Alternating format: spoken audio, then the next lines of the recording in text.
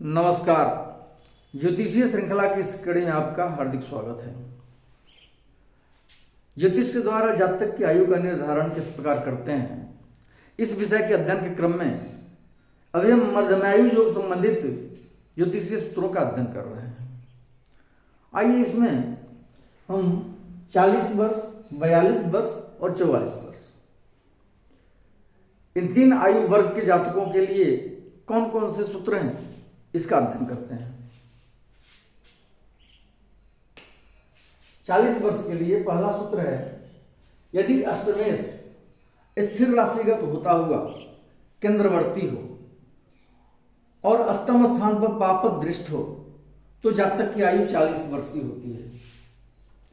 अष्टमेश स्थिर राशि में होकर के केंद्र में हो। स्थिर राशियां कौन कौन सी होती हैं? वृष राशि, सिंह राशि, वृश्चिक राशि और कुंभ राशि, ये हम पहले से जानते हैं। तो ये स्थिर राशि में स्थित होकर के अष्टमेश केंद्रवर्ती हो अर्थात केंद्र में स्थित हो और अष्टम स्थान पाप दृष्ट हो, अष्टम स्थान पर पाप ग्रह की दृष्टि पड़ रही हो तो जातक की आयु 40 वर्ष की होती है। दूसरा सूत्र है, यदि पूर्ण बली बुध केंद्र में हो और अष्टम स्थान ग्रह रहित हो परंतु शुभ दृष्ट हो तो जातक की आयु 40 वर्ष की होती है। बुध पूर्ण बली हो और केंद्र में स्थित हो और अष्टम स्थान में कोई ग्रह नहीं हो परंतु शुभ दृष्ट हो। अष्टम स्थान में कोई ग्रह हो नहीं लेकिन शुभ ग्रह की दृष्टि अष्टम स्थान पर पड़ रही हो तो जातक की आयु 40 वर्ष की होती है। तीसरा सूत्र है, यदि अष्टमेश लग्नगत हो और अष्टम स्थान में कोई शुभ ग्रह नहीं हो तो जातक की आयु 40 वर्ष की होती है।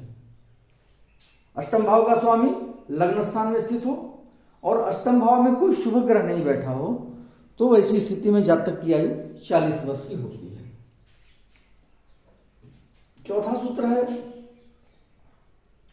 यदि स्वक्षेत्री शुभ ग्रह की दृष्टि अष्टम स्थान पर पड़ती हो तो जातक की आयु 10 वर्ष अथवा 40 वर्ष की होती है। अपने घर में बैठ करके स्वक्षेत्री कोई भी शुभ ग्रह अष्टम स्थान को देखता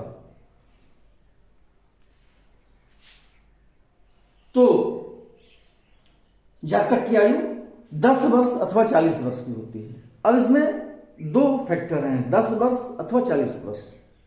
एक जो है सो बालरिष्ट या जोगारिष्ट की कंडीशन में है और एक मध्यमायु, दो स्थितियां हैं। तो इसमें हम देखेंगे कि जो ग्रह अपने दृष्टि डाल रहा है अष्टम भाव पर, उस ग्रह के बल के हिसाब से ग्रह किस भाव का स्वामी है, ग्रह का अपना क्या बल है, उसके हिसाब से हम आयु का निर्धारण करेंगे और देखेंगे कि जातक को अन्य कौन कौन सा योग है, क्या बालारिष्ट योग है, जोगारिष्ट योग है या मध्यमायु योग है। अन्य ग्रहों की स्थितियों के अनुसार हम इसका निष्कर्ष निकालेंगे। वैसे भी हम पहले से बता चुके हैं या हमें जान रहे हैं कि किसी भी एक सूत्र को पकड़ करके हम कुंडली का प्रेडिक्शन नहीं कर सकते हैं। वो एक आधार मात्र बतलाया जाता है और जितनी भी बातें बतलाई जा रही हैं, एक एक ग्रहों की स्थिति कई कई योगों का निर्माण करते हैं कुंडली में। तो उन सब की स्थिति का मिलान करके और बुद्धि का एप्लीकेशन करके अपनी बुद्धि के अनुसार, अनुभव के अनुसार और जातक की कुंडली के अनुसार तब हम जातक का कुंडली का निष्कर्ष निकालेंगे और उस पर अपना मंतव्य देंगे। तो वही है, स्वक्षेत्री शुभ ग्रह की दृष्टि अष्टम स्थान पर पड़ रही हो तो जातक की आयु 10 वर्ष अथवा 40 वर्ष की होती है। पांचवा है, यदि शुभ ग्रह केंद्र में हो और अष्टम स्थान में कोई शुभ ग्रह न हो तथा केंद्रस्थ ग्रह शुभ दृष्ट हो तो इन योगों में जातक की आयु 40 वर्ष की होती है। शुभ ग्रह केंद्र में बैठा हो, पहला कंडीशन। दूसरा कंडीशन है कि अष्टम स्थान में कोई शुभ ग्रह नहीं बैठा हो और तीसरा है कि केंद्र में जो स्थित है शुभ ग्रह वो शुभ ग्रह से दृष्ट हो। तो इन योगों में जब तक की आयु 40 वर्ष की होती है। अब आइए 42 वर्ष के लिए जो सूत्र है, यदि अष्टमेश लग्न में मंगल के साथ हो अथवा अष्टमेश स्थिर राशिगत होकर अष्टम अथवा द्वादश स्थान में हो तो इन भिन्न दो योगों में जातक की आयु 42 वर्ष की होती है। अब इसमें दो योग बतलाए गए हैं। पहला योग क्या है, यदि अष्टमेश लग्न में मंगल के साथ हो, अष्टम भाव का स्वामी लग्न में मंगल के साथ बैठा हो तो जातक की आयु 42 वर्ष की होती है। हालांकि ये उदाहरण कुंडली में अष्टमेश और लग्नेश मंगल ही है, एक ही है, इसलिए इस कुंडली में ये अप्लाई नहीं होगा। दूसरी कुंडली जिसमें अष्टमेश और लग्नेश एक ग्रह नहीं हो या मंगल नहीं हो तो उस स्थिति में अष्टमेश मंगल के साथ लग्न में स्थित हो तो जातक की आयु 42 वर्ष की होती है। और दूसरा है कि अष्टमेश स्थिर राशिगत होकर अष्टम अथवा द्वादश स्थान में हो तो इस स्थिति में 42 वर्ष आयु होती है। स्थिर राशि में होकर के, स्थिर राशि हम जानते हैं, उस राशि में स्थित होकर के अष्टमेश या तो अष्टम भाव में बैठा हो या द्वादश भाव में बैठा हो तो जातक की आयु 42 वर्ष की होती है। वर्तमान उदाहरण कुंडली जो है तो इसमें अष्टम भाव स्थिर राशि ही बैठा हुआ है, वृश्चिक राशि, तो अष्टमेश यदि स्थिर राशि में होकर के यहाँ पे बैठता है तो 42 वर्ष होगी, या कोई भी स्थिर राशि द्वादश भाव में है वहां पे अष्टमेश बैठा हुआ है तो जातक की आयु 42 वर्ष की होती है। अब 44 वर्ष के लिए देखते हैं। पहला है, यदि लग्न द्विस्वभाव राशि हो और बृहस्पति केंद्र में तथा शनि दशम स्थान में हो तो जातक की आयु 44 वर्ष की होती है। लग्न द्विस्वभाव राशि की है। द्विस्वभाव राशियां कौन कौन सी होती हैं? मिथुन, कन्या, धनु और मीन, ये द्विस्वभाव राशियां होती हैं।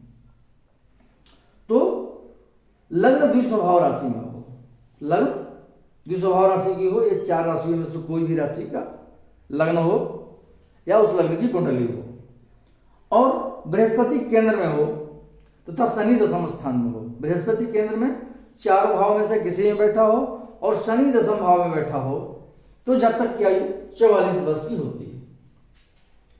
दूसरा सूत्र है 44 वर्ष का, यदि शनि और सूर्य मकर राशिगत होकर तृतीय या षष्ठ स्थान में तथा अष्टमेश केंद्र में हो तो जातक की आयु 44 वर्ष की होती है। शनि और सूर्य मकर राशिगत होकर के तृतीय स्थान में या षष्ठ स्थान में बैठे हों, यदि वृश्चिक लग्न की कुंडली होगी तो तृतीय स्थान में मकर राशि होगी, वहां पे सूर्य और शनि मकर राशि में बैठे हों, या सिंह लग्न की कुंडली में मकर राशि षष्ठ स्थान में होगी, यहां पे षष्ठ स्थान में मकर राशिगत होकर के शनि और सूर्य एक साथ बैठे हों तथा अष्टमेश केंद्र में हो, अष्टम भाव का स्वामी केंद्र में बैठा हो। फिर से जान लें, मकर राशिगत होकर के सूर्य और शनि तृतीय भाव में बैठे हों या षष्ठ भाव में बैठे हों और अष्टमेश केंद्र में बैठा हो तो जातक की आयु 44 वर्ष की होती है। अगले वीडियो में हम मध्यमायु योग से संबंधित जो 44 वर्ष के बाद के उम्र वर्ग के जातक हैं उनके लिए कौन कौन से सूत्र होंगे उसका अध्ययन करेंगे। नमस्कार।